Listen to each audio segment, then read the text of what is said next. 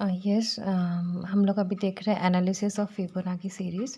सो Fibonacci series basically अगर आप देखोगे, ठीक है, सो इनिशियली फर्स्ट वैल्यू आपकी 1 रहती है, नेक्स्ट 1 + 1 आपका 2, ओके, एंड देन 1 + 2 3, 2 + 3 5, 3 + 5 8। इस तरीके से प्रीवियस और उसके आगे वाले नंबर को हम ऐड करके नेक्स्ट नंबर को ऑब्टेन करते हैं, ठीक है।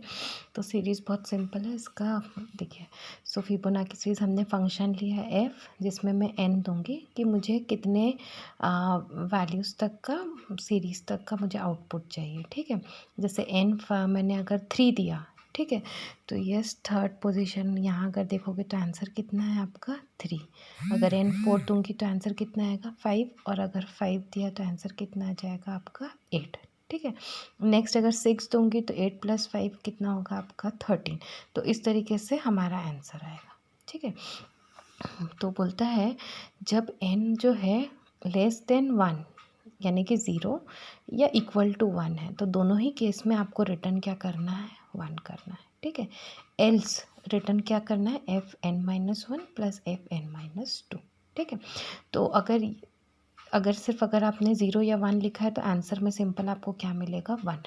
तो ये आपका कांस्टेंट टाइम है कि अगर एफ या एन की वैल्यू अगर 0 होती है या एन की वैल्यू 1 रहती है, आपको आंसर कितना मिलेगा, 1। इसके अलावा अगर कुछ रहेगा तो आप रिकर्शन में एंटर करेंगे, जहाँ पे एक फंक्शन, ये फंक्शन खुद को कॉल करके अपने जो भी आंसर है उसको आपको देगा, ठीक है ना। अब देखो यहाँ पे इनिशियली हम n5 लेके चल रहे हैं, तो f5 किसको कॉल करेगा, f4 और f3 को, ठीक है। फिर f4 किसको कॉल करेगा, f3 और f2 को। फिर f3 कॉल करेगा f2 और f1 पता है अगर 1 रहेगा तो आंसर कितना रिटर्न करना है, 1। सिमिलरली f2 है तो ये कॉल करेगा f1 और f0 को। इस तरीके से राइट हैंड साइड में भी f3 है, तो 3 से एक कम 2, और एक कम कितना हो गया, 1। फिर f1 की वैल्यू तो 1, f2 में 1 और 0। तो ये जितने लीफ नोड्स है, लीफ नोड में अगर आप देखोगे आइदर 1 होगा या फिर 0 होगा, एंड इधर पे अगर 1 या 0 में से कुछ भी होगा तो आंसर कितना होगा आपका, 1, ठीक है। तो यहाँ पे 1 और 1 है, तो 1 + 1 कितना हो गया, 2। ये 1 है, 2 + 1 कितना हो गया, 3।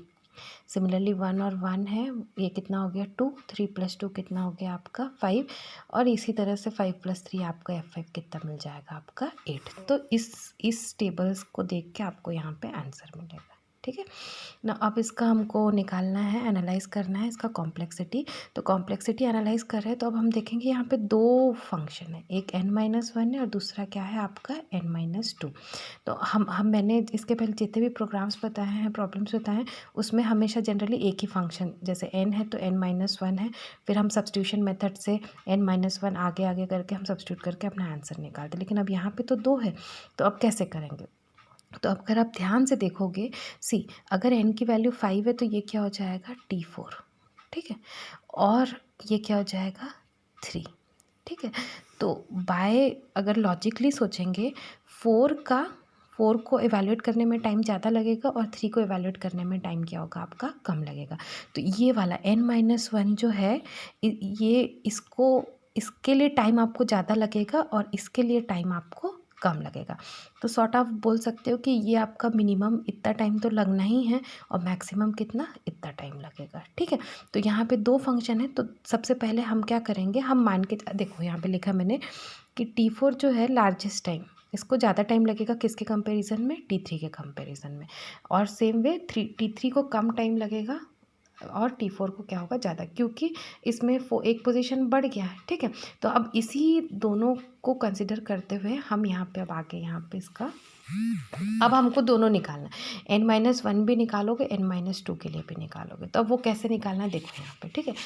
अब देखो इनिशियली बोलता है जब एफ फंक्शन में जब 0 रहेगा तो हमको आंसर कितना मिलता है, 1 मिलता है। तो उसी को मैंने लिया है कि टाइम फॉर इवैल्यूएटिंग, जब आपका 0, अगर n की वैल्यू 0 होगी तो आपको टाइम कितना लगेगा, 1 लगेगा, ठीक है। अब उससे ज़्यादा n होगा तो tn इतना टाइम लग रहा है, n-1 n-2 plus constant time c। अब मैं बोल रही हूँ कि n-1 को मैं बोल रही हूँ कि ये इससे थोड़ा ज़्यादा लगेगा, यानी ये अप्रॉक्सीमेटली n-2 के क्या हो सकता है, इक्वल हो सकता है। ठीक है, तो ये अजम्पशन मैं ले रही हूँ कि let t n-1 be approximately equal to n-2, है ना। तो n-1 की जगह मैं किसको रखूँगी, n-2 को। मैं मान के चल रही हूँ कि लगभग टाइम थोड़ा सा डिफरेंस है। ठीक है, तो अब मैंने क्या किया, n-1 की जगह n-2 को सब्स्टिट्यूट कर दिया। ठीक है, ये वाला इक्वेशन था, n-1 की जगह क्या रख दिया, n-2 रख दिया, और ये आपका n-2 तो गिवन है। अब इसको ये क्या हो जाएगा, 2t n-2, फिर ये आपका सब्स्टिट्यूशन मेथड में, फिर उसके बाद फिर से अब n-2 को ही सब्स्टिट्यूट करते जाएंगे, फिर n-4 होगा, ये मिलेगा, फिर सब्स्टिट्यूट करेंगे, सब्स्टिट्यूट करने के बाद फिर वापस से हम सबसे पहले 2 को 3 में सब्स्टिट्यूट करेंगे। ठीक है, 2 को हमने 1 में सब्स्टिट्यूट किया, उसके बाद हमको ये आंसर मिला, फिर इक्वेशन नंबर 3 को ये जो आंसर मिला इसमें सब्स्टिट्यूट करेंगे। तो इस तरीके से मुझे फाइनली मिलेगा ये वाला वैल्यू। ठीक है, 8t n-6 7 से। ठीक है, अब इसको ध्यान से देखेंगे, इसको मैं इस तरीके से लिखी हूँ, 8 जो है 2 की पावर 3 है, अब 2 इंटू 3 कितना हो गया, 6, और 2 की पावर 3 माइनस 1, 2 की पावर 3 कितना होता है, 8, 8 माइनस 1 कितना हो जाएगा आपका 7। तो ये फॉर्म लिख लिया। अब मैं जनरलाइज़ करूँगी, जनरलाइज़ किया तो Tn इक्वल टू 2 की पावर k, जहाँ जहाँ 3 है मैंने k सब्स्टिट्यूट कर दिया। ओके, अब देखो यहाँ पे मैंने बोला ये वाला वैल्यू 0, अगर t 0 होगा तो हमको टाइम कितना लगेगा, 1, तो बेसिकली इसको मुझे क्या करना है, 0 करना है। तो n-2 के इक्वल टू 0, और तो k क्या हो गया मेरा, n/2 हो गया। अब k की जगह पे मैं सब n/2 सब्स्टिट्यूट करूँगी, तो फाइनल ये मेरा लोअर, क्या मिनिमम इतना टाइम तो लग ही रहा है, तो मेरा ओमेगा लोअर बाउंड के लिए तो ओमेगा 2 की पावर n/2। ठीक है, तो ये लोअर बाउंड करके नहीं, तो ये मैंने अजम्पशन किया था कि मुझे कम से कम n-2 टाइम Tn-1 के लिए भी मैंने मान के उसको इवैल्यूएट किया। ठीक है, अब नेक्स्ट देखते हैं यहाँ पे अपर बाउंड। ठीक है, अपर बाउंड यानी कि मैं बोल रही हूँ कि ये जो n-2 टाइम है ये लगभग n-1 के बराबर है।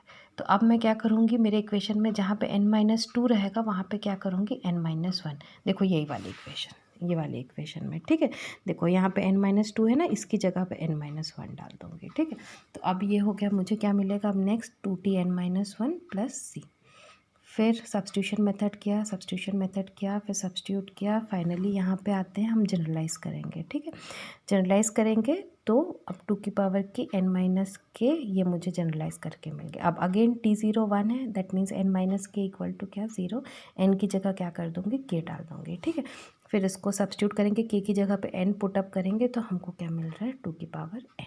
ठीक है, तो मुझे 2 मिल गए, एक लोअर बाउंड मिल गया, एक अपर बाउंड मिल गया। एनी हाउ मेरा जो इक्वेशन है, मेन इक्वेशन में इसमें दोनों है, n-1 भी है, n-2 भी है।